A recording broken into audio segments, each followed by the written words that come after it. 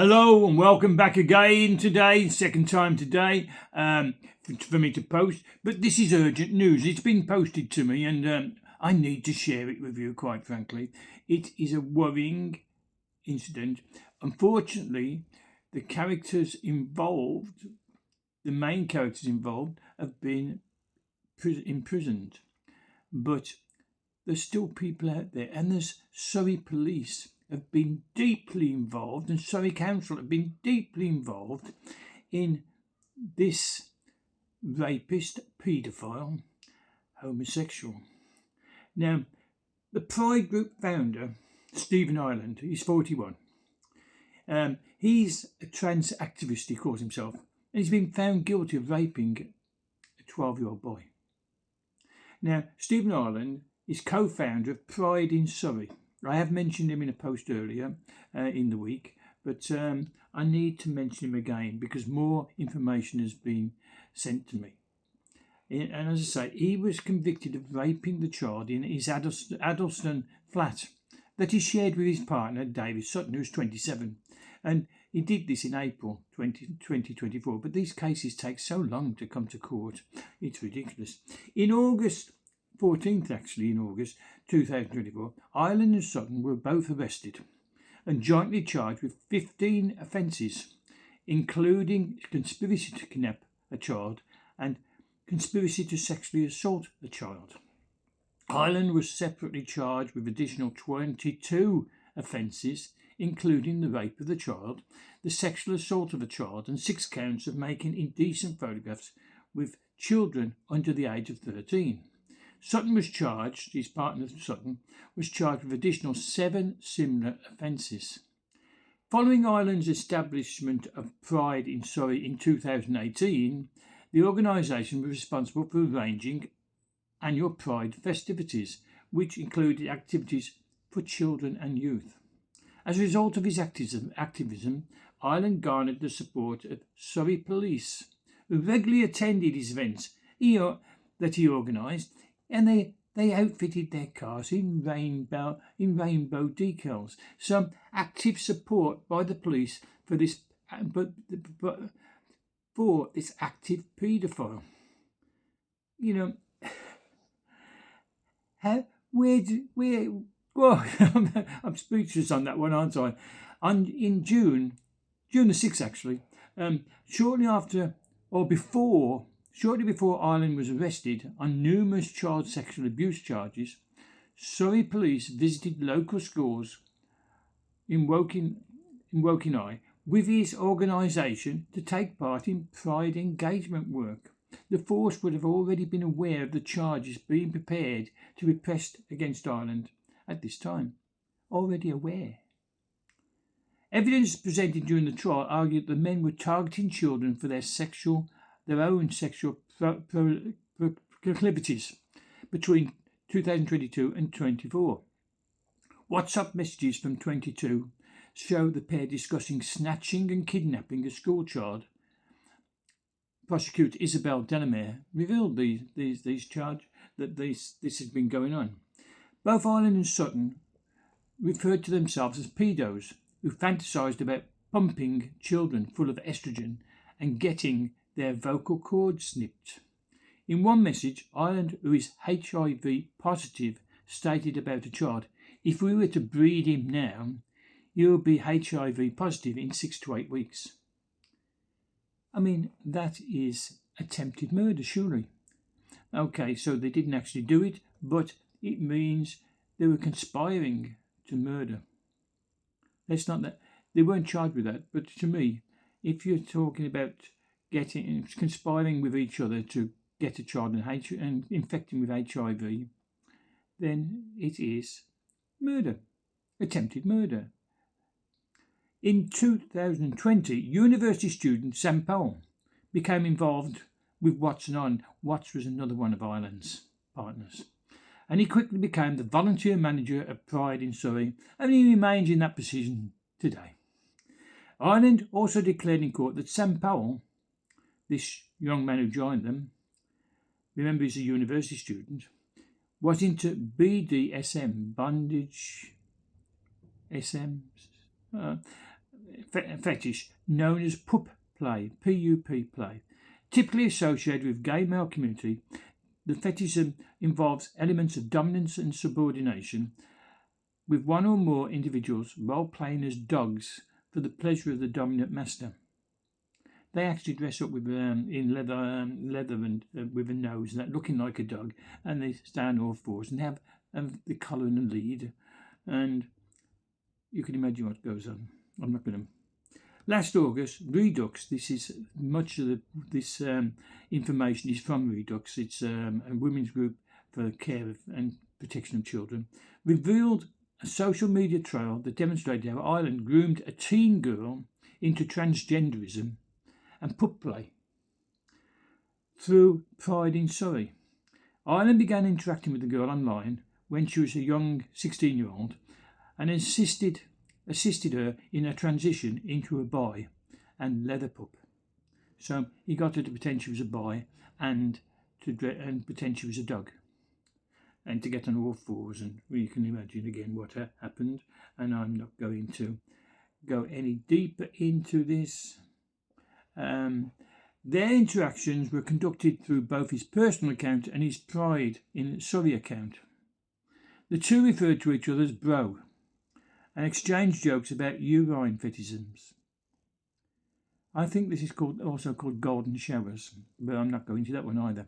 Their earliest interactions date from 2018, when Julie was just 16, and at that time she had begun counting days until the first Pride event in Surrey. As previously reported by Redux, prior to his charges, Ireland was an influential and respected figure within the LGBT community as the founder of Pride Group in Surrey. He was responsible for organising the annual local Pride Festival. His work put him in close contact with regional police, who repeatedly recommend that people follow his group from their official social media account. So the police not only join these events and decorating the cars in rainbows, but they actually encourage people to be in his group. Ireland was invited to speak by the police multiple times, including at their training day for LGBT Task Force. In 2021, Ireland was invited to speak at the LGBT History Month seminar hosted by Surrey Police. In February 2024, Pride in Surrey also shortlisted Surrey Police for a Community Champion Award. The page listed event has since been scrubbed, but was reviewed by Redux prior to its deletion. Pride in Surrey also received substantial public funds. According to this information provided by Surrey County Council, from a Freedom of Information request, nearly £100,000 was allocated to the LGBT activist group between 2020 and 2022. So at least £50,000 a year. Meanwhile, in the time leading up to and during the grooming and sexual abuse of minors, for which Ireland and Sutton have been found guilty, Ireland was using his social account to condemn critics of gender ideology. Ireland reserved particular disdain for TERFs. TERFs? Yeah. A derogatory term used often to refer to women critical of gender ideology. The acronym stands for Trans-Exclusionary Radical Feminists, but is largely aimed at women who disagree with the medical transition of children and accommodating trans-identified males into women's spaces. He criticised them and used his power and his authority and his assumed authority that the police was giving him. Disturbingly, after founding Pride in Surrey, Ireland had been actively leading diversity, equity and inclusion seminars and was a patron of the trans activist charity Educate and Celebrate. Now, what is this organisation? Well, I can tell you. Let me see. Yes, I wanted to get this right, so I've got it to you. The charity founded by Dr. Ellie Barnes, a teacher who received the MBE for her contribution to equality and diversity in education, seeking to embed gender identity and sexual orientation into the fabric of society institutions. So she gets an MBE, a member of the British Empire. What for? For embedding genderqueer identities. To promote this goal, Educate and Create created lesson plans and resources regarding gender identity for public schools aimed at children and teenagers. This is unbelievable. It is absolutely disgraceful. The government, it was a Conservative government, of course, was so woke, so agreeing with this awful ideology that men can be women and women can be men, and men and women can be dogs, puppies, furries. And we heard about it in the schools. There was a girl, a 13-year-old girl in school, who answered the teacher with meow, and two girls who criticised her, they were the ones who were punished. The two who criticised and said, "You're not a cat." You know, there's a story of a boy, I think it was in Scotland, who referred to himself as a stallion, and another boy who I referred to him as a dinosaur, a T-Rex. You know, absolutely ridiculous. But you notice the girls think they're cats, but the boys, they think they're stallions and T-Rexes. You know, the genders are not confused. It's all nonsense. But they were given, what was it, £200,000, this one organisation by Surry, feted by the police, used to give lectures on it by the police. UK is lost. Surely UK is lost. The organisation ran a Pride Youth, Pride PRIDE in capital letters, youth workday programme targeted children aged 11 up to 18 and encouraged youth to campaign for social justice in their schools while providing particular focus on gender identity and sexual orientation. This is disgusting. Ireland was a patron of Educate and Celebrate. Alongside LGBT activist Peter Tatchell, he's been around a long time, with whom Ireland has attended events and has praised as an inspiration.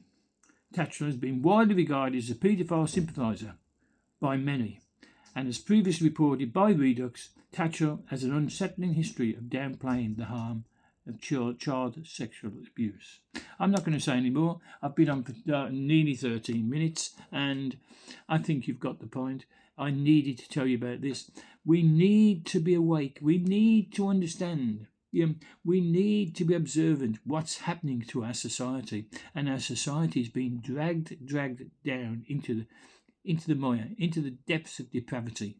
And this idea that we shouldn't say anything, and because I am saying anything, I'm called homophobic, I'm called transgender phobic, I'm called paedophile phobic, pedophobic, whatever it's. They've got so many words, haven't they?